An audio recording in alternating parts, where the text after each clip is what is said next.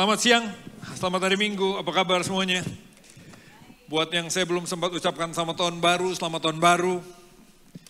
Saya baru pulang dari perjalanan ke Israel, bukan nantangin bahaya, tapi memang karena tadinya tahun lalu, tapi karena lagi ada perang jadi digeser ke awal tahun ini. Karena udah komitmen dengan beberapa, akhirnya ya kita pergi juga. Memang perang selalu merugikan banyak pihak, tapi bersyukur perdamaian sudah terjadi.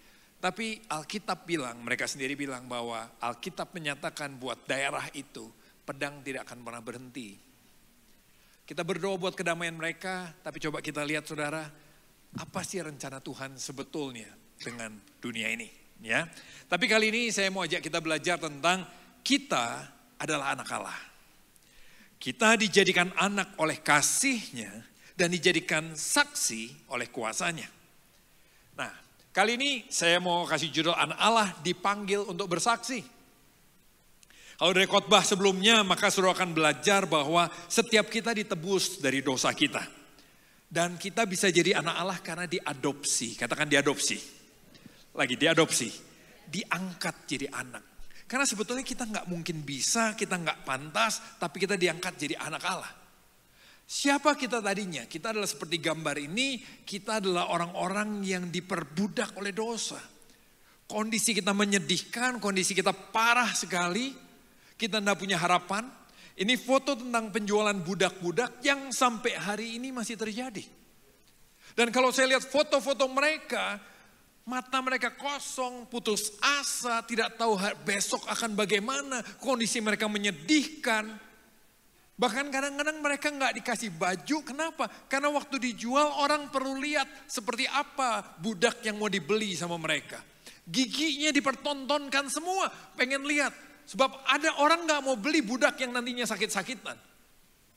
Kalau mereka bilang, saya malu, kamu nggak ada harga, kamu nggak punya keputusan, kamu milik orang yang bayar kamu. Kamu nggak punya suara. Setelah kita dibeli pun, budak dibeli, budak itu mau dikasih makan apa enggak, terserah yang punya. Mau dikasih baju kayak apa, terserah yang punya. Pokoknya seenaknya sekali. Sampai hari ini di beberapa daerah di dunia ini, orang kalau sampai ke sana, orang bilang ini, semua yang masuk ke rumah, orang tersebut punya dia. Orang enggak tahu apa yang terjadi di situ. Nah, dalam kondisi seperti itu yang menyedihkan, kira-kira begini. Kita betul-betul nggak punya harapan, kita putus asa, kita pasti binasa, nggak punya masa depan. Yang ada kita cuma hidup, ngalir aja. Muda, sekolah, ya kan sekolah. Mulai dewasa, menikah, kerja. Terus apa? Nanti punya anak, udah pokoknya kerja terus mati. Terus apa sih, buat apa saya hidup? Itu orang yang diperbudak sama dosa, gak punya harapan lagi, gak tahu mau kemana. Tujuan hidup gak ada selain ikut berputar seperti dunia berputar. Nah lagi seperti kondisi seperti ini, tiba-tiba kalau saudara dan saya ikut kelas Galatia akan dijelaskan di situ. Alkitab menceritakan bagaimana Tuhan datang sebagai Tuan. Dan dia bilang nih, saya beli semuanya. Berapapun harganya saya beli semuanya. Dan waktu dibeli, kita yang tadinya putus asa, wah kita pikir kita nggak tahu seperti apa yang membeli kita. Lalu kita dibawa sama-sama ke satu tempat milik sang pembeli ini. Di situ kita, wow tempatnya oke ya, tempatnya menyenangkan, punya harapan, wah oke. Kita dikasih makan, kita dikasih minum, kita dikasih pakaian, kita boleh istirahat, kita bekerja. Dan kita merasa aduh jauh lebih enak daripada kondisi di pasar budak. Dan kita besar hati di sana walaupun tetap budak. Sampai suatu kali dipanggil kita ke dalam satu ruangan mungkin. Di kelas Galatia diceritakan bagaimana. Lalu Tuhan menawarkan begini. Aku enggak punya rencana untuk kamu terus jadi budak. Aku membeli kamu untuk menjadikan kamu anak. Sudah bisa mengerti gue? Apa? Gua jadi anak. Kenapa? Saya enggak sempat buat apa-apa. Bukan karena apa yang kamu buat, tapi karena aku mengasihi kamu saja. Dari sejak awal aku mengasihi kamu, makanya aku menebus kamu, dan aku mengadopsi kamu jadi anakku. Orang Jepang bilang, nani? Mana mungkin? Enggak mungkin bisa. Tapi itulah yang terjadi. Dan waktu kita jadi anak, kita jadi ahli waris kerajaan, kita jadi anak raja. Kita mewarisi semua janji Allah. Makanya sejak kita diadopsi, kita bisa bilang, ya Abba, ya Bapa. Panggilan yang akrab sekali. Budak, dibeli, diadopsi jadi anak, bisa manggil ya Abba, ya Bapa. Di kitab Galatia, kalau saudara ikut kelas Galatia, ikut saudara. Saudara akan belajar nih, ada banyak orang cuma setengah selamat. Itu istilah saja. Apa maksudnya setengah selamat? Cuma sekedar dibeli dari perbudakan dosa, tapi nggak mau menyadari, nggak mau merenungkan, nggak mau menerima, dia jadi anak. Akibatnya apa? Orang yang masih setengah selamat, kalau doa masih takut. Kenapa? Emang Tuhan dengar gue? Karena belum anak. Emang gue punya hak untuk minta? Aduh, kayaknya kalau kalian sih, kalau pendeta ini, kalau ini, kayaknya kalau doa langsung didengar Tuhan. Kalau saya mah, siapalah aku ini? Kenapa bisa belum anak? Akibatnya gak bisa menikmati hubungan sama Tuhan. Karena yang ada tetap budak sama Tuhan. Takut dihukum, takut Tuhan marah, takut nanti Tuhan pukul. Hubungannya hubungan kerja. Kalau saya kerja baik, Tuhan berkati. Kalau saya salah, Tuhan pukul. Itu disebut setengah selamat. Jangan berhenti sampai sana. Ayo belajar menerima bahwa dia mau adopsi saudara dan saya. Engkau dijadikan anak. Sehingga sekali lagi kita bisa bilang, ya Abba, ya Bapa. Amin. Dan saudara jadi ahli waris kerajaannya. Kalau sudah jadi anak, hiduplah berbeda dong. Jangan hidup dengan gaya pikir budak. Tapi hiduplah sebagai anak Allah, sebagai anak raja. Dan kalau anak, dia akan peduli sama hati bapaknya. Kalau anak, dia akan mau terlibat dalam pekerjaan bapaknya. Yang setuju katakan amin. Makanya Alkitab bilang dalam Kisah Rasul 1 ayat 8. Tetapi kamu akan menerima kuasa bila mana Roh Kudus turun ke atas kamu. Dan kamu akan jadi saksi-saksiku di Yerusalem dan di seluruh Yudea dan Samaria dan sampai ke ujung bumi. Siapa kita bisa punya pengaruh di atas Yerusalem? Yerusalem bicara kota, Yudea bicara daerah yang lebih besar, Samaria bicara daerah lebih di atasnya. Dan sampai ujung bumi bicara tidak terbatas. Siapa kita punya pengaruh sampai segitu besar? Karena kamu anak raja. Kalau bukan anak raja, kita tidak punya pengaruh seperti itu. Bapa kita adalah penguasa dari seluruh bumi ini. Dia pencipta semuanya. Dan kita diangkat jadi saksi-saksi Tuhan. Katakan saksi Tuhan. Lagi saksi Tuhan. Amin. Itu adalah panggilan seorang anak. Anak peduli sama hati Bapa. Anak mau terlibat dalam pekerjaan Bapa. Sehingga bersaksi adalah natur bagi kita sebagai anak Allah.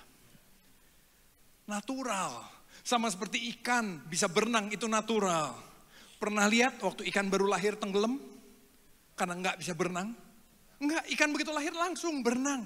Begitu brojol langsung berenang saudara. Dia nggak perlu belajar gimana tarik napas dan buang napas di dalam air. Dia nggak perlu pusing gimana gerak, dia langsung berenang. Begitu juga kita anak Allah, natur kita bersaksi. Makanya ada seorang pengajar kelas penginjilan, dia bilang gak perlu ikut kelas penginjilan sebetulnya bersaksi itu. Bersaksi itu cukup ceritakan apa yang kamu tahu, dari apa yang kamu alami, apa yang kamu rasakan di dalam Tuhan. Seperti apa kasihnya, seperti apa kebaikannya, itu bersaksi.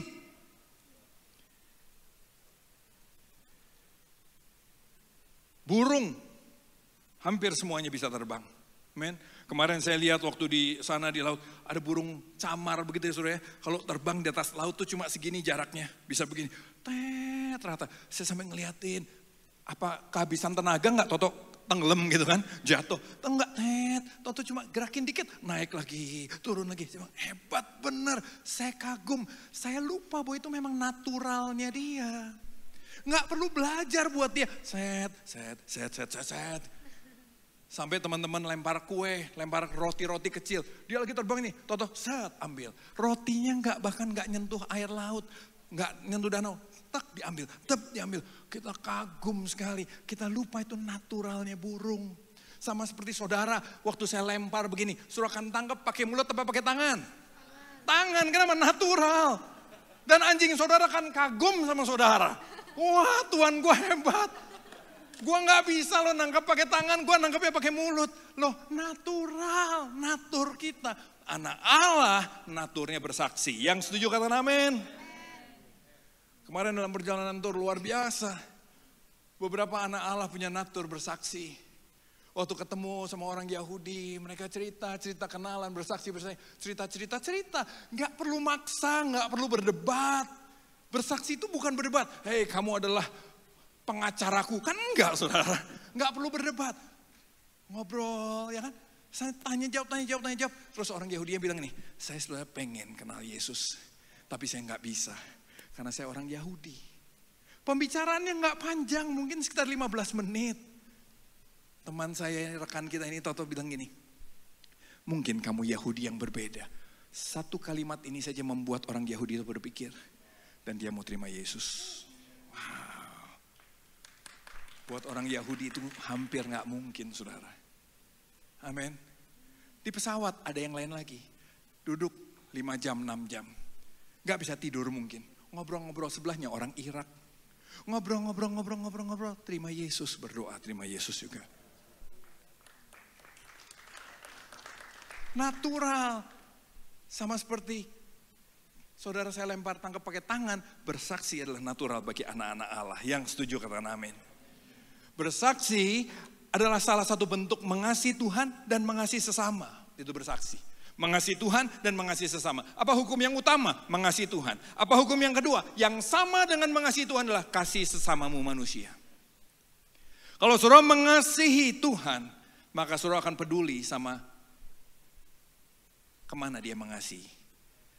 Apa yang dikasihi oleh hatinya, betul gak? Kalau saudara sayang sama sesuatu, saudara akan peduli sama apa yang dia suka, apa yang dia sayang. Hati Tuhan itu buat jiwa-jiwa. Hati Tuhan buat orang-orang di luar sana. Saudara, suatu kali waktu saya baru terima Yesus, terima Yesus waktu 3 bulan sebelum lulus SMA. Saya itu sebelumnya sudah takut mati terus. Makanya saya selalu banyak teman. Di rumah saya sekitar 40 orang ada. Walaupun kita melakukan banyak hal maksiat begitu saudara ya. Tapi di situ kita, wah kenapa saya kumpulin teman. Tiap hari ada yang nginep. Sampai saya siapin ranjangnya. Karena saya takut berpikir. Kalau saya berpikir saya mulai takut mati. Saya khawatir dengan hari esok. Dan saya tahu saya tidak punya harapan. Saya tahu setiap saat saya mati. Saya pasti binasa. Gak mungkin selamat. Pasti binasa. Dan itu menakutkan buat saya. Seperti ada beban yang menekan kepala saya. Jadi saya coba apa supaya melupakan itu. Gak usah mikir ke sana. Sampai suatu kali hari Jumat. Malam. Di Gor Saparua. Jumat Kliwon kira-kira mungkin. Saya terima Yesus di sebuah acara. Waktu saya terima Yesus, tiba-tiba grace, anugerah, kasih Tuhan turun dalam hati saya. Membuat saya percaya pada dia. Membuat saya tahu saya diampuni. Membuat saya tahu saya diselamatkan. Tahu saja. Padi tidak ada salah. Oh masih banyak salah. Sampai hari ini pun masih. Sampai selamanya pun masih sebagai manusia tetap ada kedagingan. Tapi saya tahu saja bahwa saya sudah diampuni, saya sudah ditebus, saya sudah dikasihi, saya sudah jadi anak Allah. Sehingga setiap saat saya mati, setiap saat saya ketemu Tuhan, saya tahu saya pasti selamat. Bukan karena perbuatan saya, tapi karena kasihnya, karena apa yang dia lakukan buat saya. Amin. Nah waktu saya terima itu, saya menikmatinya, saya menyukainya, tapi saya simpan buat diri saya sendiri. Kenapa? Saya takut diejek, saya takut dijauhi, saya takut dibenci sama teman-teman saya. Sampai suatu kali Tuhan buat saya tidak bisa tidur dan Tuhan buat hati saya gelisah. Tuhan seperti bertanya begini di hati saya. Yakin kamu mau simpan sendiri keselamatan ini buat diri kamu sendiri? Yakin kamu nak mau kasih tahu teman-teman kamu yang tiap hari main sama kamu, tiap hari ketawa-ketawa sama kamu? Tiap hari kamu bilang, ini kita sohib bro, kita teman. Kamu nak mau kasih tahu mereka? Menurut kamu mereka akan kemana? Oh saya langsung bilang, oh pasti binasa, sudah gak mungkin ada harapan teman-teman saya. Sebab kita tahu sama tahu, saya udah gak akan ada yang selamat satupun juga. Terus Tuhan bilang ini, yakin kamu cuma mau selamat sendiri? Yakin kamu bisa menikmati surga sendirian? Waduh, gak langsung berani nginjil, gak langsung berani bersaksi. Wah, sampai Tuhan yang mengkondisikan begitu rupa. Saya mulai bisa bercerita. Semua responnya baik? Enggak. Sebagian betul-betul menjauhi saya. Sebagian bubar pertemanan kami di rumah saya. Hari terakhir saya sekolah, kelas kami itu satu angkatan tuh ada 250 murid. Banyak ya, 250. Kelas saya 42. 21 sudah terima Yesus. Tadinya cuma 3 yang persekutuan di seluruh angkatan. Dari 450, bukan 250. Iya, 450 murid. 200 persekutuan akhirnya, dari cuma 3. Dan hari terakhir saya sekolah, saya kunci kelas, saya kantongin. Saudara boleh enggak setuju, ini cara saya yang sembrono mungkin sebagai anak SMA. Oke? Saya kunci, saya kantongin. Kita yang 21 bersaksi sama yang 21 yang teman-teman kita. Semua cerita, ada yang udah pengen keluar. Ini siapa sih yang kunci pintunya? Saya kantongin aja. Sampai semua selesai bersaksi, baru saya buka kuncinya. Keluar, terakhir kita sekolah. Sekali lagi saudara boleh tidak setuju, belum tentu bijaksana cara itu. Tapi saya cerita, saya rindu semua teman tahu bahwa Tuhan mengasihi mereka. Saya rindu mereka tahu, lu mau benci sama gua gak pusing. Saya pernah caranya salah. Suatu kali ada orang ngotot-ngototan, saya ladenin. Terus dia tanya, terus Sun Gokong ada di mana? Wah, dalam hati saya kurang aja. Sun Gokong kalau ada, pasti ada di Alkitab. Saya bilang, Sun Gokong tidak ada, makanya tidak ada di Alkitab. Wah, dia marah, dia cerita sama orang tuanya. Saya pelecehan agama. Datang keluarganya cari saya, saudara. Waduh, kenapa menghina agamawi? Saya mikir, waduh saya salah ya. Saya salah. Bersaksi tidak perlu menjelekan agama lain. Bersaksi tidak perlu menyerang kepercayaan orang lain. Amin. Saya minta maaf sama keluarga itu. Saya bilang, saya salah. Nggak begitu seharusnya. Walaupun saya tidak tahu Sun Gokong apa ada tidak ada, tapi saya tidak perlu menghina Sun Gokong. Toh saya nonton filmnya juga. Ya toh? Tapi singkat cerita akhirnya kita berdamai, kita oke. Di situ saya belajar bersaksi, tidak usah menghina orang lain. Bersaksi tidak perlu berdebat. Amin. Jadi gimana bersaksi? Bersaksi bagi Tuhan adalah menyampaikan berita kesaksian tentang Tuhan pada orang lain. Apa yang kamu rasa dari Tuhan? Apa yang kamu nikmati dari Tuhan? Seperti apa pengampunannya? Seperti apa kebaikannya? Itu yang istri saya suka lakukan di rumah. Dia bilang, ini enggak soal agama ya. Saya cuma mau cerita, Tuhan tuh gini loh. Dan orang-orang senang dengarnya. Mereka pengen tahu. Oh ya Tuhan begitu. Dan mereka senang. Bersaksi bagi Tuhan adalah menyampaikan berita kesaksian tentang Tuhan pada orang lain. Yang bertujuan agar orang lain dapat mengenal Tuhan. Bukan soal agama, tapi kenal Tuhan, percaya pada Tuhan. Dan kita jadi saksi Kristus.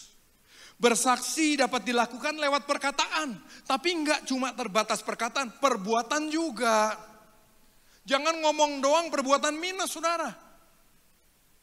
Gaya hidup juga yang sesuai dengan firman Allah. Itu bersaksi.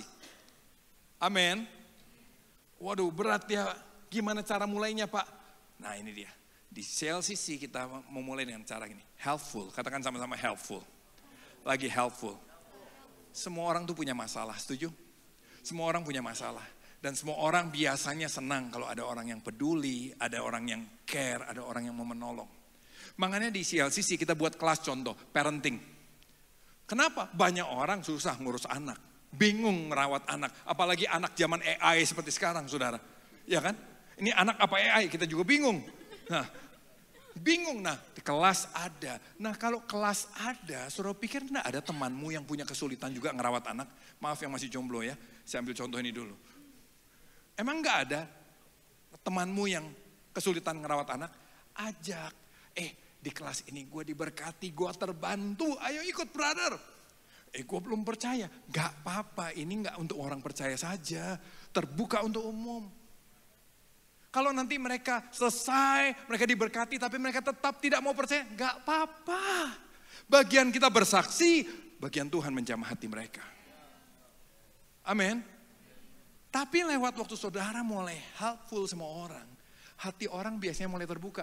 Dialog bisa terjadi, ngobrol bisa terjadi. Dan di situ ada banyak orang bisa kenal Tuhan. Kelas true love, kelas pacaran. Oke? Wah, itu banyak banget. Banyak banget yang terima Yesus di sana. Karena ada banyak orang yang non-Kristen ikut juga. Karena umum juga orang bisa ikut. Beberapa sampai keluarin statement begini. Kalau Kristen kayak gini, gue juga mau jadi Kristen. Saudara yang belum ikut kelas true love, coba ikut deh. Pasti sudah diberkati. Pasti sudah diberkati. Amin. Kelas apa lagi? Ada banyak kelas. Pernah kelas kesehatan. Nah ini Pak Ferry ini kan. Pak Ferry coba berdiri sedikit. Coba kasih lihat lah. Itu otot buat apa digedein kalau nggak dikasih lihat. Mau dibuka? Nggak usah lah ya kalau dibuka. Terlalu emosi itu. Dia sharing, ajak rekannya. Brother, kok brother? Sok kenal banget. Aderai. Datang cerita. Dokter jantung, kenapa kita buat dokter jantung, nanti ada kesehatan. Karena gini, ada banyak orang perlu bantuan. Dan kita juga perlu kan, gua perlu yang ini nih, gua perlu nih soal jantung nih. Ya kan, temen lu emang gak ada yang jantungan yang lain? Ada. Kasih lu yang udah gua yakin lu jantungan, tuduh aja saudara. Yang gaya hidupnya sembrono, hati-hati loh. Ayo ikutan, kita cek, kita lihat gimana sebetulnya hidup yang benar. Ikut, nanti lihat bagaimana Tuhan bekerja di antara kita. Amin. Helpful, katakan helpful. Lagi helpful. Di tempat kita ada beberapa dosen, saya nggak bisa kasih contoh semua ya. Pastor Ariel, Pastor Theo, sampai ada di sosmed orang-orang pada ngomong, ini dosen yang luar biasa. Mereka kasih waktu, brother ini juga satu, Albert juga ini dosen yang luar biasa. Boleh berdiri sebentar Albert. Wes, dosen. Terus mereka orang muridnya pada bilang ini, mereka sampai mau kasih waktu di luar jam kuliah. Pelajaran matematik, Theo, S3, matematik di ITB. Tapi habis itu melayani sesi pacaran. Mau konseling pacaran, mau ayo kehidupan, ayo. Ada yang mau bunuh diri, ada yang mau apa, ayo. Tinggal dihitung ukuran talinya dan semuanya, kekuatan tali. Supaya jangan salah bunuh dirinya kan. Supaya putus maksudnya, jangan waktu putus gagal bunuh diri, kan kira-kira begitu. Tapi mereka membantu lebih daripada apa yang mereka seharusnya lakukan. Kenapa? Bersaksi. Nah kalau saudara lihat kenapa pakaian kita di CLCC kayak begini. Saudara pikir, di sini memang mau bergaya aja. Enggak. Dulu kami pakai jas, pakai dasi, celana kain. Enggak, haram hukumnya pakai jeans, saudara. Enggak boleh pakai jeans. Dulu gitu. Sampai suatu kali ada seorang pendeta senior sudah tua. Dia kasih pemikiran sama kami. Kalian kayak gitu terus keluar ke mall. Kira-kira kalian jadi berkat apa jadi alien? Orang lihat, ngapain pakai jas minggu-minggu di mall? Nah apa maksudnya? Pakai dasi pula lagi kalau belum dilepas ya kan. Terus kita gagah, ya gue anak Tuhan. Gitu kan. Terus kita pikir ya, kenapa enggak kita pakai yang sehari-hari lebih relevan. Lebih mudah untuk kita jadi saksi. Mungkin beberapa saudara menikmati juga, iya ya di sini kita enggak kaku. Ya karena kami tujuannya bersaksi. Menceritakan tentang kebaikan Tuhan dengan cara yang sebisa mungkin kami pikir itu yang terbaik. Kemarin saya ngobrol sama seorang pendeta. Pendeta bilang, Pak Andi, saya mau tanya, kenapa Pak Andi bisa pakai begini ya? Di saya tuh kebaya Pak. Saudara yang tahu gereja mana yang kebaya tiap minggu boleh katakan, ya kan? Tiap minggu kebaya. Dia bilang ini, kalau kami enggak pakai kebaya, ibu-ibu tersandung Pak. Saya bilang, iya, it's okay Pak. Kalau di gereja Bapak cocoknya begitu, enggak apa-apa. Itu kan komunitas yang Bapak layani. Cuma kalau di CLCC istri saya datang pakai kebaya, banyak yang tersandung Pak justru. Karena dia pakai kebaya. Jadi yuk gini, tujuannya bersaksi, kenali orang yang sudah mau layani, kenali tempat yang sudah, lakukan yang terbaik. Amin. Dalam kita berpakaian begini juga jangan sembarangan. Pikirkan yang terbaik. Bukan terus bolong-bolong yang gak karu-karuan yang seksi. Saya ada bolong-bolong juga sih ya kan. Tapi bukan yang tidak pada tempatnya. Yang mengerti katakan amin. Nah sayangnya natur dosa dalam kita ada kedagingan ini. Membuat kita tuh gak menyukai panggilan Tuhan ya. Betul gak? Aduh bersaksi gitu. Ya kan? Nah, dalam hal itulah saya juga suka begitu. Udahlah gitu kan. Tapi disitulah tandanya kita perlu pertobatan terus menerus. Pertobatan terhadap daging, dan kita mau belajar dari firman. Bagaimana seharusnya kita hidup, bagaimana hati kita seharusnya kepada orang lain. Yang setuju katakan amin. Yang setuju katakan amin. By the way, teman saya tadi, akhirnya saya tulis semua. Ada 40 yang suka ke rumah saya, 40 nama. Dan saya berdoa, Tuhan, saya sudah melayani. Weekend saya pelayanan terus, saya gak bisa main sama mereka lagi. Saya berdoa sama mereka sampai kertasnya hilang. Bukan karena diangkat Tuhan, tapi karena saya tumbangin terus, lama-lama sobek gak karu-karuan. Ya kan? Dari 40 itu, perkembangan terjadi. 10 melayani Tuhan. Beberapa pendeta loh saudara. Bukan lewat saya. Bahkan saya even gak ketemu mereka lagi. Karena saya sibuk pelayanan. Tapi 10 ternyata dipanggil Tuhan untuk melayani, beberapa jadi pendeta. Sebagian besar hampir gak ada yang belum terima Yesus. Doa, hati bersih, Tuhan yang bekerja. Yang setuju kata amin. Tapi saya juga tetap masih malas, kadang-kadang masih gak mau. Aduh udahlah. Di situ saya perlu bertobat, Tuhan saya gak peduli banget sama jiwa-jiwa ya. Sebetulnya kalau saudara dan saya mengembangkan gaya hidup bersaksi, itu gunanya banyak loh saudara. Sejarah selalu mencatat, di mana ada pertobatan sejati, di mana ada kebangunan rohani terjadi, keluarga orang itu pasti dipulihkan. Betul nggak? Waktu seorang suami bertobat, seorang istri bertobat, anaknya pasti diberkati. Pasangannya pasti diberkati. Waktu seorang anak bertobat, orang tuanya pasti diberkati. Kenapa? Karena kita bertobat terus kita tahu, saya harus jadi saksi di rumah. Gak boleh sembarangan. Loh, saya pernah kasar di rumah, saya pernah salah di rumah. Tapi karena saya sadar, saya kan harusnya gak gini ya. Disitulah pertobatan, disitulah saya mau datang sama anak saya dan minta maaf. Kenapa? Gak ada suku yang ngajarin begitu kan, bapak minta maaf sama anak kan. Tapi saya, firman Tuhan mengajar, gua harus jadi saksi. Saya minta maaf, saya menjelaskan harusnya papi gak begini. Sama pasangan kita mau minta maaf, mau perbaiki diri supaya makin hari makin baik lagi. Walaupun kadang-kadang ya gitu lagi, ya namanya orang saudara ya. Tapi pertobatan membuat kita mau terus gaya hidup menjadi saksi membuat kita mau bertobat terus. Orang yang bertobat, orang yang sadar dia saksi Allah, di kantornya pasti beda. Kayak tadi dosen-dosen yang berbeda, ya kan? Orang-orang pasti gini, excellent, beda. Biasa korupsi. Mulai, aduh. Kalau, saya nggak ada bedanya tuh Pak. Setelah bertobat sama tidak bertobat, korupsi mau jalan terus. Itu perlu direnungkan sekali lagi ya. Ya kan? Sekolah aja saya berhenti nyontek saudara. Saya enggak pernah nggak nyontek, semua kuliah nyontek. Semua mata pelajaran nyontek. Setelah bertobat, tidak ada satupun yang nyontek. Kenapa? Karena saksi kan saudara. Sampai suatu kali sebelah saya adiknya pendeta. Suatu kali dia cerita sama mertuanya Peter. Itu pendeta lu tuh benar-benar memang dulu waktu kuliah. Dia cerita. Dia sebelah saya. Kita bahas, mau ujian nih. Kan ada selang gitu kan. Ngobrol. Sebelah saya, dia ngobrol apa? Dia tanya kita ngobrol soal bahasa roh. Rohani kan. Oh Roh Kudus gini bahasa roh. Terus ujian. Waktunya, nomor 4. Perasaan lu tadi barusan nanya ngobrol bahasa roh bro. Sekarang nomor 4. Saya nggak siap mental, nggak siap hati saya. Biasa saya udah siapin kalau sebelah saya ini. Saya udah siapin gimana jawabnya, gimana ngelesnya. Ini baru bahas Roh Kudus tuh. Nomor 4. Saya cuma bilang. Terus dia bingung, kok gitu ya? Terus dia nanya, 4.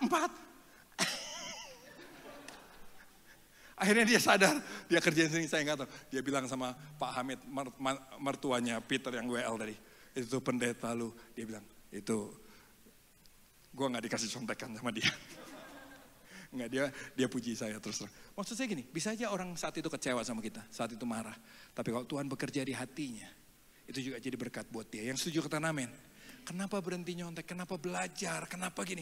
Karena saya tahu gini, di sekolah, di kampus, di tempat saya bekerja, saya saksi Allah. Tidak sempurna, ya sampai sekarang masih ada salah. Disitulah sekali lagi bertobat minta firman Tuhan menguasai pikiran kita. Untuk kita bisa buat lebih baik lagi. Makanya menjadi saksi Kristus adalah dalam perkataan, dalam hidup pribadi, dalam pekerjaan kita, di keluarga kita, di pelayanan dan sebagainya. Dan bahkan pelayanan jangan jadi tempat bersembunyi untuk bersaksi. Oh saya kan sudah pelayanan, gak usah bersaksi lagi. Suatu hari Tuhan akan ketemu kita. Dia akan bilang, aku akan beri kamu amanat agung ya. Pergi jadikan semua bangsa muridku. Sudah lakukan. Saya sibuk pelayanan Tuhan. Amanat agungnya udah dibuat. Saya pelayanan Tuhan. Iya kan harusnya amanat agung tuh. Pelayanan saya nggak melakukan amanat agung Tuhan. Habis apa? Karaoke. Misalnya. Main musik. Nyambut tamu. Apa yang harusnya Tuhan perintahkan seringkali kita tinggalkan. Karena kita sibuk mengerjakan yang lain. Bukan yang kita kerjakan tidak penting, ini baik. Tapi ini adalah alat untuk kita bersaksi. Kenapa kamu bisa musik? Supaya kamu bisa bersaksi sama orang-orang yang suka musik. Kenapa kamu menerima tamu? Karena kamu bisa bersaksi sama orang yang kamu lihat, kayaknya lagi punya problem. Ada banyak sekali. Pelayanan adalah cara kita untuk bersaksi. Yuk coba kita lihat sama-sama 1 Timotius 7, 2 Timotius 1 ayat 7 sampai 9. Kita akan baca gantian-gantian ya. Ayat 7 saya, ayat 8 kalian, ayat 9 saya lagi. Yang keras setuju, amin saudara ya? Oke. Ayat 7. Sebab Allah memberikan kepada kita bukan roh ketakutan. Melainkan roh yang membangkitkan kekuatan, membangkitkan kasih dan ketertiban. Ayat 8. Jadi Tuhan kita dan jangan malu karena aku seorang hukuman karena dia. Melainkan ikutlah menderita bagi Injilnya oleh kekuatan. Sekali lagi, 2, 3. Jadi tentang Tuhan kita dan jangan malu. Seorang hukuman karena dia. Melainkan bagi Injilnya oleh kekuatan Allah. Ayat 9. Dialah yang menyelamatkan kita dan memanggil kita dengan panggilan kudus. Panggilan untuk jadi anaknya, panggilan untuk bersaksi. Bukan berdasarkan perbuatan kita. Maksudnya apa? Kita diselamatkan bukan karena kita bersaksi. Kita bersaksi karena kita sudah diselamatkan. Kita bersaksi karena kita sudah mengalami dari budak jadi anak Allah. Karena itu bukan berdasarkan perbuatan kita, melainkan berdasarkan maksud dan kasih karunia-Nya sendiri yang telah dikaruniakan kepada kita dalam Kristus Yesus sebelum permulaan zaman. Dari awal segala zaman, Tuhan memang sudah mengasihi saudara dan saya. Amin. 1 Korintus 9 ayat 16 dalam bahasa Indonesia sehari-hari. Ini tadi dua-duanya surat Paulus. Sebab kalau itu hanya soal memberitakan kabar baik dari Allah, maka saya tidak berhak berbangga-bangga. Paulus bilang ini, kalau soal nginjil, gak bisa gue sombong. Gue nginjil kemarin loh, saya pernah tulis sudah 1 tahun, saya pernah sombong. 1 tahun yang bertobat lewat saya, 160 orang yang saya injilin 1 tahun. Bangga banget. Saya malu waktu lihat ini. Kalau soal memberitakan kabar baik dari Allah, harusnya kamu tidak menyombongkannya. Sejak itu saya gak pernah catat lagi. Sebab Allah telah memerintahkan saya untuk melakukannya. Menginjil adalah perintah Allah. Bersaksi adalah perintah Allah, bersaksi adalah natur anak Allah. Celakalah saya, bahkan Paulus bilang celakalah saya kalau saya tidak memberitakan kabar baik itu. Sekali lagi bahkan Paulus bilang celakalah saya kalau saya tidak memberitakan kabar baik itu. Wow, berat ya. Tergantung saudara, coba lihat ini.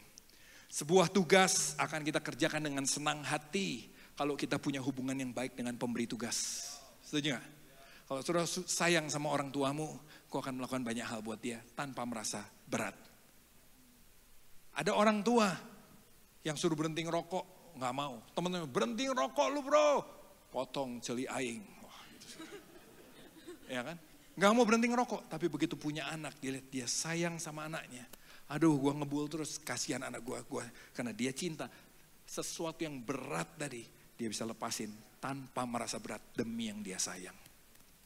Kalau saudara sayang sama Tuhan, kalau saudara mengasihi orang-orang di sekitarmu, hal itu tidak akan berat.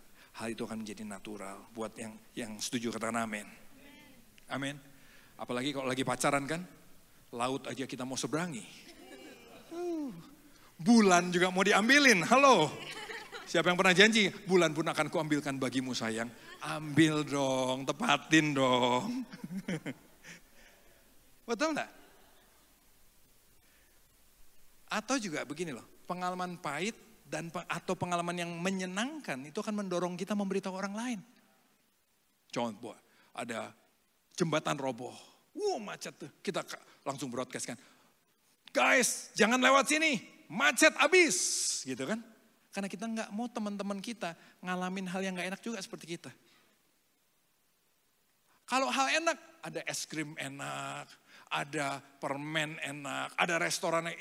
Coba di situ kafe, mantap.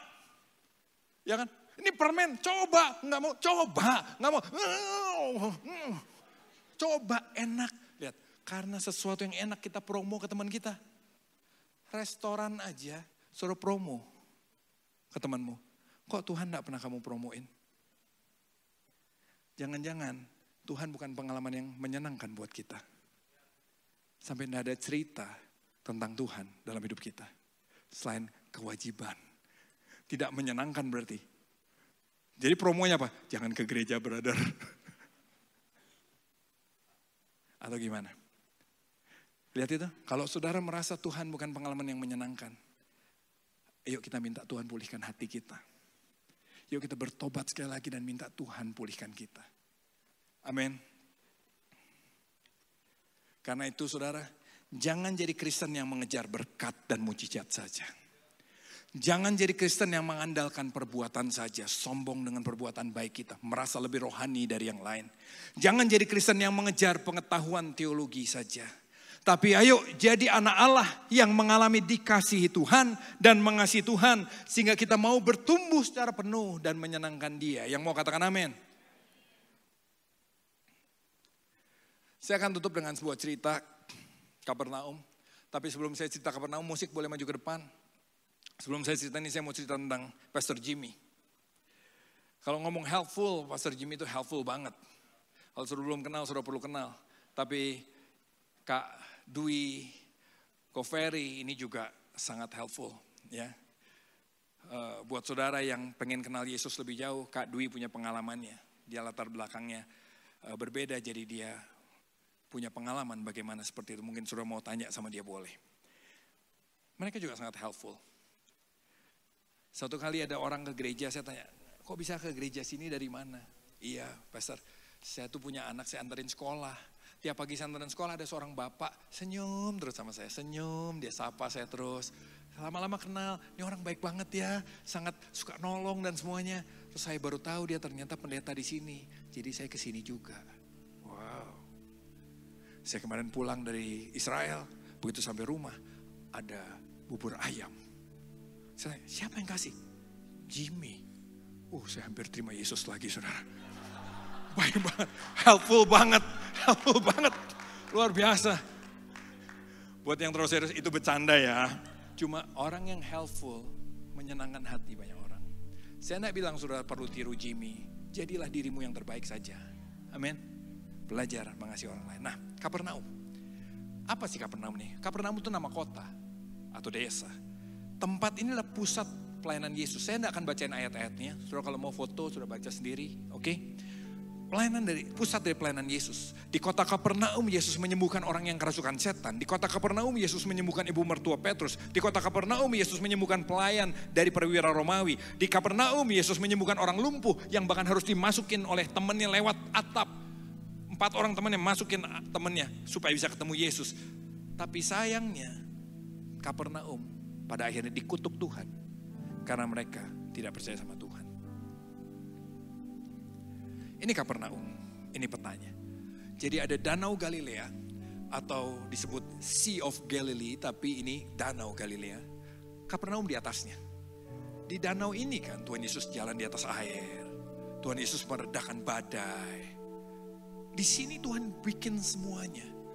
Nanti ke bawah, dia nyebrang ke bawah, dia sembuhin orang gila di sana. Bahkan dia kasih makan 5.000 orang dengan 5 roti dan 2 ikan. 5.000 laki-laki dengan 5 roti dan 2 ikan. Itu cuma 2 kilometer jaraknya dari Kapernaum. Jadi di sini semua Tuhan buat semuanya. Tapi lihat ini apa yang firman Tuhan bilang. Dan kamu Kapernaum, Apakah kamu akan ditinggikan sampai ke surga? Tidak. Malah kamu akan dibuang ke neraka. Sebab seandainya keajaiban-keajaiban yang dibuat di tengah-tengahmu itu sudah dibuat di Sodom, Sodom itu masih ada sampai saat ini. Sodom akan percaya dan bertobat. Kira-kira begitu.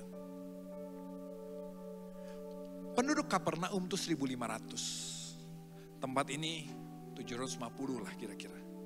Jadi 2 kali tempat ini. Itu Kapernaum, 1.500. Kemarin saya ke sana saya lihat, wow. Yang datang gara-gara Tuhan Yesus kasih makan 5 roti 2 ikan jadi mujizat. Itu 5.000 laki-laki. Anggap dia bawa pasangan, 10.000. Anggap dia bawa 1 anak, 15.000. Kalau ada yang 6 anaknya, saya enggak hitung. 15.000 aja. Karena 15.000 saja sudah 10 kali lipat dari penduduk Kapernaum.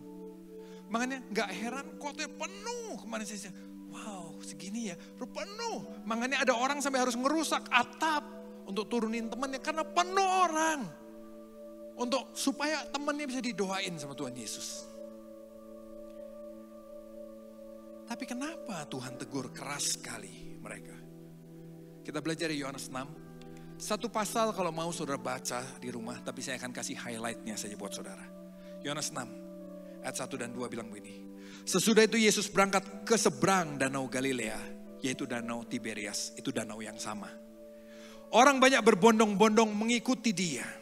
Karena mereka melihat mujizat-mujizat yang diadakannya terhadap orang sakit. Ayat 26. Setelah mereka mengalami 5 roti 2 ikan, Yesus menjawab mereka. Sesungguhnya aku berkata kepadamu, kamu mencari aku. Bukan karena kamu telah melihat tanda-tanda. Maksudnya ini, bukan karena kamu mengenali bahwa aku Mesias. Bukan karena kamu mengenali bahwa akulah Tuhan. Bukan karena kamu mengenali aku dan mau menjadikan aku raja dalam hidupmu. Melainkan karena kamu telah makan roti itu dan kenyang. Jadi kamu ikut cuma nyari rotinya, mujizatnya, berkatnya. Kata Yesus kepada mereka, akulah roti hidup. Maksudnya apa? Jangan cuma kejar berkatnya, kejar sumbernya. Sebab siapa saja yang datang padaku, dia tidak akan pernah lapar lagi. Dan siapa saja yang percaya padaku, dia tidak akan pernah haus lagi. Sebetulnya kalau kita betul-betul mengenal Tuhan, kita tidak akan lapar lagi, tidak akan haus lagi, tidak akan merasa kosong lagi, tidak akan merasa takut lagi. Tapi kalau sudah sungguh-sungguh, tapi kenapa kita masih frustasi, masih merasa tidak berarti, masih nggak tahu tujuan hidup? Karena mungkin itu tadi, kita masih punya daging yang kita perlu bertobat lagi. Bertumbuh lebih lagi, belajar firman sampai kita tidak perlu merasa lapar lagi. Kita tidak pernah merasa haus lagi. Saya masih nggak ada khawatir, oh ada. Di situ tiap kali, aduh Tuhan kenapa ya, saya cari kenapa saya begini. Oh akarnya ini, bertobat lagi, belajar, renungkan firman lagi. Supaya saya belajar untuk, saya tidak pernah lapar lagi, tidak pernah haus lagi. Kenapa? Kasih Tuhan cukup bagiku. Tetapi aku telah berkata kepadamu, sesungguhnya kamu telah melihat aku, tapi kamu tidak percaya. Semua orang yang diberikan Bapa kepadaku akan datang padaku. Dan siapa saja yang datang padaku, dia tidak akan kubuang. Nah, ini janji buat anak Allah. Kalau hari ini engkau bisa percaya, kita bisa percaya sama Yesus sebagai Tuhan, itu anugerah. Itu Roh Kudus, itu Bapa yang kerjakan dalam hati kita. Dan Tuhan bilang, kamu tidak akan aku buang. Itu jaminan buat anak Allah. Tidak akan pernah dibuang Tuhan. Tidak usah takut. Siapa saja yang makan dagingku dan minum darahku. Orang Yahudi juga perjamuan kudus untuk Paskah versi mereka. Kita juga perjamuan kudus. Siapa yang makan dagingku dan minum darahku, dia tinggal di dalam aku dan aku di dalam dia. Sama seperti Bapa yang hidup mengutus aku dan aku hidup oleh Bapa, demikian juga siapa saja yang memakan aku akan hidup oleh aku. Semuanya ini dikatakan Yesus di Kapernaum ketika dia mengajar di rumah ibadat. Ayat 61 sampai 62. Sesudah mendengar semuanya itu, banyak dari murid-murid yang berkata, perkataannya keras ya, pengajarannya keras bro, aduh gak asik nih, siapa yang sanggup mendengarnya? Mereka bilang, kok jadi berat sih, gue pikir kan gue cuma mau lihat roti, 5 roti dan 2 ikan dibikin jadi banyak. Gue pengen lihat lagi, mungkin nanti dia lumba-lumba dibikin jadi banyak. Ya mungkin nanti gue pengen lihat sulap. Banyak orang ikut Tuhan, pengen cari hal-hal begitu. Yesus yang dalam hatinya tahu bahwa murid-muridnya bersungut-sungut tentang hal itu, berkata pada mereka, apakah perkataan itu mengguncangkan kamu? Perhatian, apa yang menggoncangkan? Perkataan. Apa itu perkataan? Firman Allah. Ada banyak orang gak mau ikut Tuhan lebih lagi karena firman Allah. Betul gak? Baca, harus bersaksi. Gak asik ya. Gue pikir cukup ke gereja doang. Kok gini sih? Kok harus jadi murid kan? Padahal itu firman. Kalau pendeta yang ngomong, sudah boleh buang. Tapi kalau firman Allah yang ngomong, jangan pernah dibuang. Ada banyak orang gak mau ikut Tuhan. Kenapa? Karena mereka gak mau ikut firman Allah. Terus Tuhan bilang, bagaimana jika kamu melihat anak manusia naik ke tempat di mana ia sebelumnya berada? Di sini Yesus bilang bahwa dia adalah Tuhan. Lihat apa yang terjadi. Yohanes 6:6. Katakan sama-sama saya. Yohanes 6:6. Lagi Yohanes 6:6.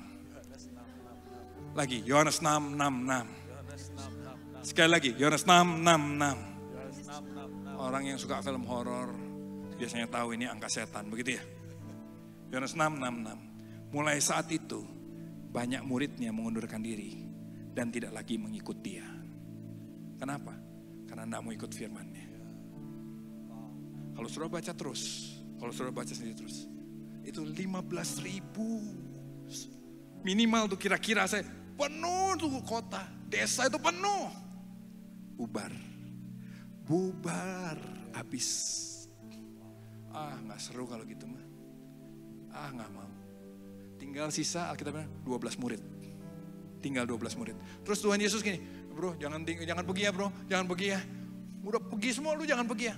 No, baca baik-baik. Tuhan Yesus tanya sama murid-muridnya gini, kalian nggak mau ikut pergi juga? Nggak mau pergi juga?